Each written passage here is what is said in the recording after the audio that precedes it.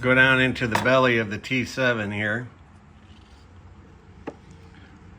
If you look closely, on that fuse box, there's a little tab. And you can reach down there with a screwdriver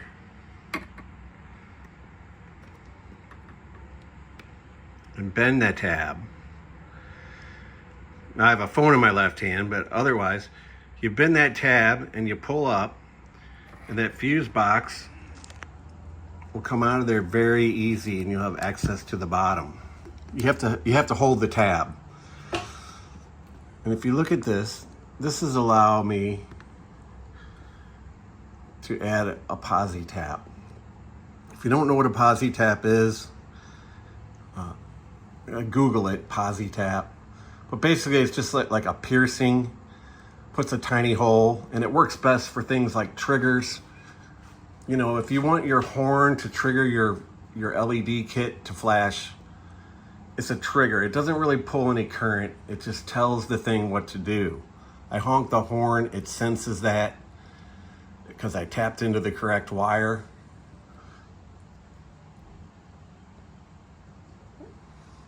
And it tells the LED controller what to do. But mine's not that fancy. So I just want to get an accessory wire.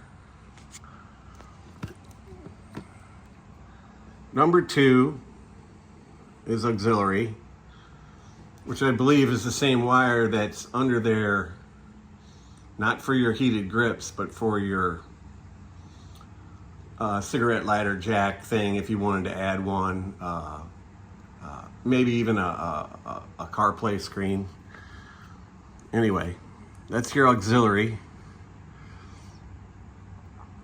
It's a 2 amp fuse, and that's all you need. And you can get your Posi Tap on right there. I'm not big on Posi tapping up underneath the plastics and doing all that stuff, because in a pinch, you're gonna be stuck. This will be nice and clean when it's done. Nobody will hardly even know it's there. And I'll just tap the main LED power wire right here. So this will be switched. It only comes on with the ignition. This will be the power.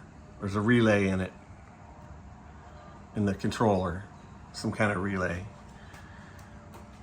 So we don't have to worry about putting a flyback diode and all that stuff in. This is not gonna burn out your ECU, even if you did, because you're on the auxiliary. Almost everything in that electrical box is attached so that it can be easily removed. Both these fuse boxes have that little tab you can bend. The starter relay, if you just grab that and pull that, it's similar to this. It's just kind of a friction rubber fit. You can pull that whole thing up. Don't be afraid to cut a couple tie wraps if you need to get things out of your way. Don't be afraid to unhook the battery and move it, because you want to get the best access so you can make the best wiring connections. Wiring connections, especially bad ones done by do-it-yourselfers, are probably one of the biggest failure points on a motorcycle. But always check your electrical connections and think about your electrical connections when something fails. Did I do that? Did I have anything to do with that? Let me check that first before I condemn a $150 item that it's too late to take back. When you're done putting in your Posi Tap and your wire for your accessory, you just line it back up with that groove and it'll snap back into place. I'm not a big fan of these Posi Taps, but you know what? The way they build these motorcycles today, there's so many wires and there's so many harnesses and they're so factory sealed. I don't like to cut into them too much. I like to use what's available. And these Posi Taps are like the least intrusive thing you can have. And down here underneath the fuse box, it's not going to get hurt or disturbed or rattled too much by anything. It should be really good.